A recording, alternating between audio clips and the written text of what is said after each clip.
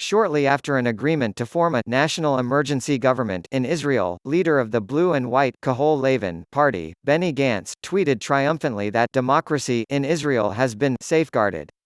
But how is a deal that would grant Israel's right-wing Prime Minister, Benjamin Netanyahu, a veto power over the very judicial system which will determine his fate, a form of democracy? In January, Netanyahu was indicted on multiple counts of bribery, fraud, and breach of trust. His trial is scheduled for May 24. By making such an assertion, Gantz is simply deluding himself, following one of the most disgraceful acts of political betrayal in the country's modern history. By agreeing to join Netanyahu's Likud party, Gantz has demolished his own parliamentary group which unified several major parties in one single bloc, all with the aim of removing Israel's longest-serving leader from power. The Blue and White, which until recently consisted of three parties Hosen Li Israel, Yesh Atid and Telem, presented itself to Israeli voters as a political force that would finally restore some credibility to Israel's ailing political institutions. Clearly, Israel was not ready for such a mission. It is convenient to blame Gantz for the collapse of Israel's once burgeoning opposition, but the problem with Israel's political elites is far more complex than that of a single individual. Israeli leaders insist that democracy, transparency, and inclusion are achievable, even when millions of the country's Arab citizens are marginalized and continue to be victims of institutional racism that dates back to the very foundation of Israel. In actuality, Gantz could have formed a government with the help of the Joint List, a coalition of Arab and progressive parties, which is the only Israeli political bloc that represents hope for a better, more inclusive future. The supposed Israeli centrist, however, opted to join Netanyahu, and to, consequently, alienate his own allies, Yesh Atid and Telem, than meet the reasonable conditions of the Joint List. The Joint List, which had eventually endorsed Gantz to form a government, had merely requested the removal of the nation-state law which defines Israel as a Jewish state, the Kamenetz law which restricts building in Arab communities in Israel, and ending the Israeli occupation of Palestine, in accordance with international law. The Arab party's demands were simply too much for Gantz to handle, for several reasons. 1. Gantz is essentially a right-wing politician and a military hawk, who favors the annexation of the occupied Palestinian territories and has called for even harsher wars on Gaza. 2. The Blue and White would have never been able to build a wider coalition if it adhered to any of these demands. This much was made clear by the head of Yisrael Beiteinu leader, Avigdor Lieberman. 3. Member of Knesset Parliament Zvi Hausa, one of the most influential figures of the Blue and White, is among the main forces behind the racist nation-state law of July 2018. Expecting Hausa to cancel the jewel of his political achievements would be most unrealistic and would have further destabilized a party that has already lost nearly half of its supporters in a matter of days.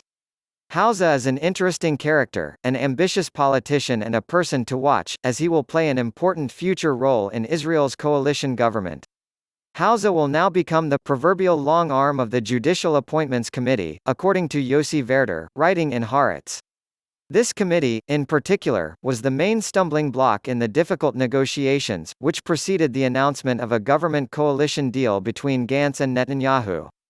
According to the deal, Netanyahu can accept or reject any of Hauser's future appointments. Hausa is unlikely to find Netanyahu's interference unacceptable, simply because he is used to the idea of being Netanyahu's point man. Yes, indeed, Hausa entered public service in 1994 to serve as the Likud party's spokesman under Netanyahu who, at the time, was the country's opposition leader. In fact, Hauser's political career throughout the years seems to be intrinsically linked to Netanyahu's own. And here, yet, is another common ground between the Likud and the Blue and White, which could make the planned annexation of parts of the occupied Palestinian West Bank and Jordan Valley very much possible. The text of the coalition government agreement spoke of potential annexation of parts of the occupied territories as early as the summer, in accordance with the U.S. President Donald Trump's vision for peace. This understanding was by no means a concession on the part of Gantz, who, too, supports some form of annexation. That's where Hauser's role becomes vital once more, for it was Hausa himself who headed the Coalition for the Israeli Golan, which championed and promoted Israel's sovereignty over the occupied Syrian Golan Heights. Hauser's wish received a huge boost in March 2019, when Trump signed the order recognizing the Golan Heights as Israeli. Despite its difficult birth and the blue and white setback, the Netanyahu-Gantz coalition has more in common than meets the eye. For one, Gantz seems to have abandoned his strategy of getting rid of Netanyahu through the court system. With Hausa as a middleman, Netanyahu, at least for now, is somewhat safe. Secondly, not only is the annexation of Palestinian territories, despite strong Palestinian and international rejection to such a move, not a point of contention between the coalition partners but a point of agreement as well. Thirdly, with Gantz's rejection of a coalition that includes the Joint List, and Netanyahu's complete disregard for the Palestinian leadership in the West Bank and Gaza, Palestinians are entirely erased from the political map of Israel's ruling elites. This is unlikely to change in the future as well. There is one positive aspect of Israel's unpromising government coalition, and that is clarity.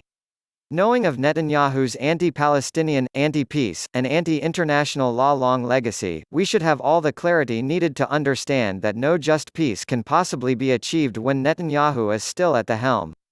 The same can be said of Gantz as well, who preferred to willingly shake the hand of the devil than to find common ground among the leaders of Israel's Palestinian Arab community.